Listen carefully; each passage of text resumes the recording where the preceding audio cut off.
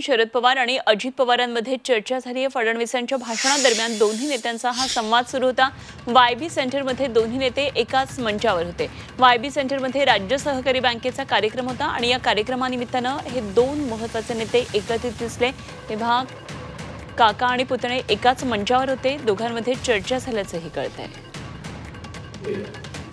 आपल्याला मार्गदर्शन करून पुढील कार्यक्रमाला गेलेले आणि या संदर्भात आणखी सविस्तर तपशील जाणून घेऊया। आमचे प्रतिनिधी सीमा आढे आपल्या बरोबर जोडल्या गेल्यात।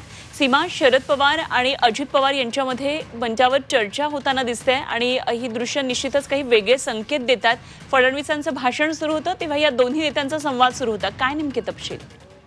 नक्कीच अनुपमा, आज राज्य सहकारी बँकेकडून वायबी सेंटर येथे दख्खनचा उठाव आणि सहकाराची मुहूर्तमेढ या कार्यक्रमाचं आयोजन करण्यात आलेलं आहे आणि या कार्यक्रमामध्ये या मंचावरती आज आपल्याला दोन्ही पवार आपल्याला एकत्रित पाहायला मिळत आहे। खरं तर इतरही मान्यवर उपस्थित आहे, मात्र सगळ्यांचं लक्ष शरद पवार आणि अजित पवार यांच्याकडे लागलेलं होतं आणि दोन्ही पवार एकत्रित येणार असल्याच्या चर्चा सुरू असताना पुन्हा एकदा शरद पवार आणि अजित पवार हे एकाच मंचावरती दिसले।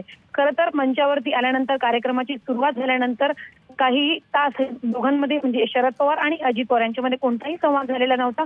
मात्र जेव्हा मुख्यमंत्री देवेंद्र फडणवीस हे भाषण करत होते तेव्हा अजित पवार आणि शरद पवार यांच्यामध्ये संवाद झाल्याचं पाहायला मिळालं। दोन्ही नेते हे एकमेकांशी बोलत होते आणि सगळ्यांच्या नजरा खरं तर ज्या गोष्टीकडे लागून होत्या, एकमेकांशी ते संवाद साधतील का, बोलतील का, असा एक सवाल जो उपस्थित केला जात होता या कार्यक्रमापूर्वी।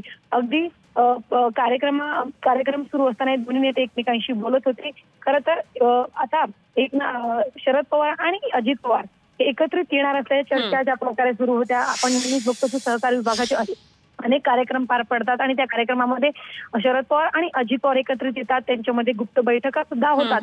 त्यामुळे अनेक चर्चांना उधाण येत असताना आज पुन्हा एकदा दोन्ही नेते हे एकत्रित आले आणि दोन्ही नेत्यांमध्ये संवाद झाल्याचं पाहायला मिळत आहे आणि कटुता कुठेतरी दिवसेंदिवस कमी होते का, असा एक सवाल जो आहे तो उपस्थित होतोय। निश्चितच सीमा, धन्यवाद दिलेल्या या सगळ्या सविस्तर तपशिलांसाठी।